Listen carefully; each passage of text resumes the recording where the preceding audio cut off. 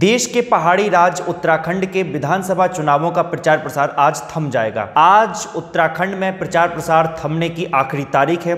ठीक शाम 5 बजे के बाद चुनावी जोर शोर देखने को नहीं मिलेगा। वहीं जोर शोर और रैलियां और जुलूसों के बीच मुख्यमंत्री पुष्कर सिंह धामी ने किया है एक बड़ा ऐलान। उन्होंने कहा है कि शपथ ग्रहण के तुरंत बाद बीजेपी की सरकार बनती है तो उसके शपथ ग्रहण के तुरंत बाद प्रदेश में यूनिफॉर्म सिविल कोड बनने की प्रक्रिया को प्रारंभ कर दिया जाएगा। इस बयान के आने के बाद उत्तराखंड में सर्दी होने के बावजूद गर्मी आ चुकी है। लगातार कांग्रेस के तमाम नेता ये कह रहे हैं कि 5 साल सरकार खराब चली, इस वजह से अब एक चुनावी शिगुफा छोड़ दिया है पुष्कर सिंह धामी ने। जबकि इनकी 5 साल की सरकार में सिर्फ मुख्यमंत्री बदले गए, लेकिन प्रदेश के हालात नहीं बदले। पुष्कर सिंह धामी ने आखिर यूनिफॉर्म सिविल कोड की बात क्यों की है, आइए जानते हैं। यूनिफॉर्म सिविल कोड आखिर होता क्या है? यूनिफॉर्म सिविल कोड एक ऐसा कोड होता है जिसके अंतर्गत जमीन के, वसीयत के, शादी के तमाम और गोद लेने के ऐसे तमाम अधिकार और ऐसे कानून बन जाते हैं जो सभी धर्म के लिए होते हैं, सभी जातियों के लिए होते हैं। अभी भारत में कुछ ऐसा है कि जैसे कि मुस्लिम्स हैं, जो मुस्लिम पुरुष है वो 4 शादियां कर सकता है, 3 तलाक हालांकि बंद हो चुका है, लेकिन तब अभी भी ऐसी कुछ परंपराएं हैं, ऐसी भी अभी गोद लेने की परंपराएं हैं जो अलग अलग धर्मों के अनुसार बनी हुई हैं। लेकिन यूनिफॉर्म सिविल कोड बनने के बाद सभी के लिए एक जैसे समान अधिकार हो जाएंगे। इस वजह से पुष्कर सिंह धामी ने ऐसी घोषणा की है। पुष्कर सिंह धामी ने अपने वक्तव्य में यह बोला है कि प्रदेश में शपथ ग्रहण के तुरंत बाद मैं अपने प्रदेश के न्यायविद, बुद्धिजन और जो समाज के जो लोग हैं उनके नेतृत्व में एक कमेटी गठित करेंगे जिससे कि यूनिफॉर्म सिविल कोड बनाए जाने की तैयारियां शुरू की जाए।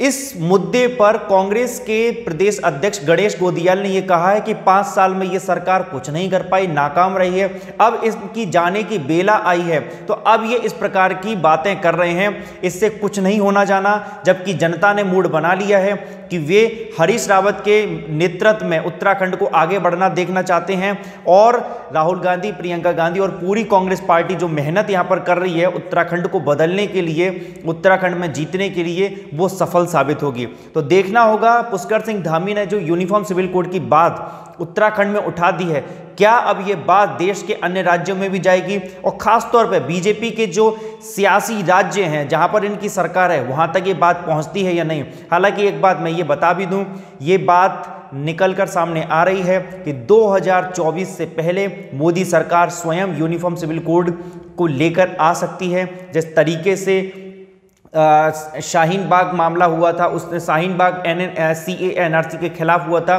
बंगाल चुनावों को देखते हुए उसको लगभग रोक दिया गया और उससे पहले भी ऐसी तमाम परिस्थितियां भारत की ऐसी निर्मित हुई यूनिफॉर्म सिविल कोड को लेकर।